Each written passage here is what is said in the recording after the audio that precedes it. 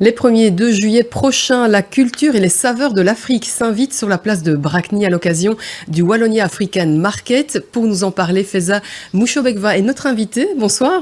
Bonsoir. Alors vous êtes à l'initiative de cet événement. C'est un événement qui, dans le passé, s'est déjà déroulé à plusieurs reprises. Là, il revient après quelques années d'absence. Tout à fait, tout à fait. Donc la dernière fois qu'on a eu organisé le Wallonia African Market, c'était en 2019. On l'a fait au Cercle Horticole à Oudin.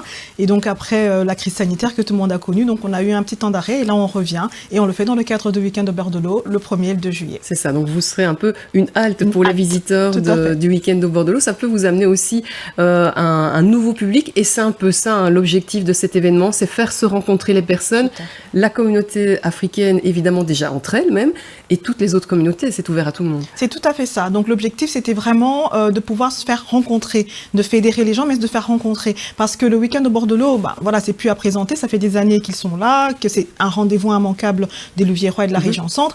En emmenant ce côté-là africain pendant ce week-end-là, c'était vraiment au fait de mélanger, d'avoir ce mélange qu'on retrouve finalement sur la place, sur les grandes places de la Louvière, où on a une ville tout à fait cosmopolite avec plusieurs populations, et on voulait vraiment se faire mélanger et vivre ensemble. Et surtout, l'un des objectifs, vous me le disiez, c'est qu'on regrette ici finalement le manque d'événements africains dans la région, alors qu'à Bruxelles, évidemment, il y a beaucoup plus de choses au calendrier. Là, c'était vraiment une envie. Oui. On vit dans la région et on veut s'y intégrer et parcourir, découvrir les autres personnes qui vivent avec nous. Tout à fait. Et donc, c'était vraiment parti d'un constat, parce que même moi, je le faisais. Quand il fallait aller, ne fût-ce que faire les courses, il fallait que je reprenne le train et tous les jeunes qu'on avait reprennent toujours le train pour aller vers Bruxelles. Maintenant, oui, Bruxelles, c'est la capitale, il y a beaucoup plus de choses qui sont organisées, mais on avait vraiment ce besoin-là de proposer la même chose ici, là où on vit, et aussi de proposer aux autres, parce que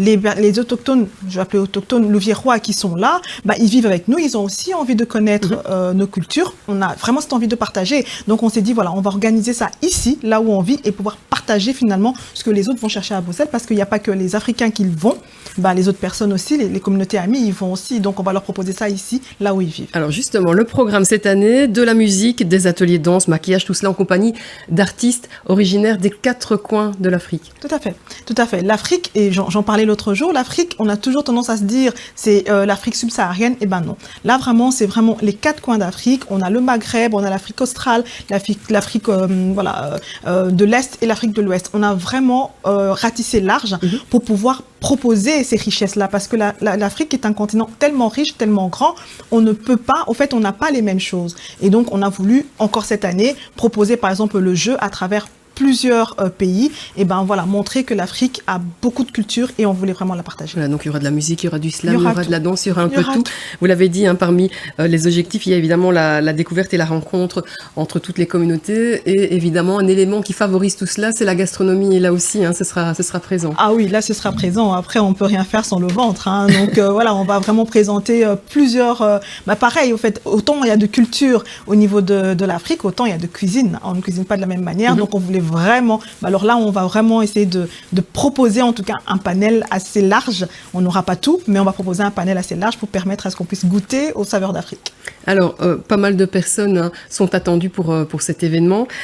Les bénéfices seront reversés à 2 associations, expliquez-nous. Alors, ce sera reversé à une association, non pas 2, c'est les Mamans de Déborah, au fait, qui est une association louviéroise que nous avons fondée parce qu'on est parti d'un constat personnel, c'est que quand on perd un enfant, on n'a pas un accompagnement qu'on jugerait en tout cas suffisant. Il n'y a pas beaucoup de cadres et donc on avait décidé de faire cette association-là qui va accompagner les parents qui ont perdu un enfant.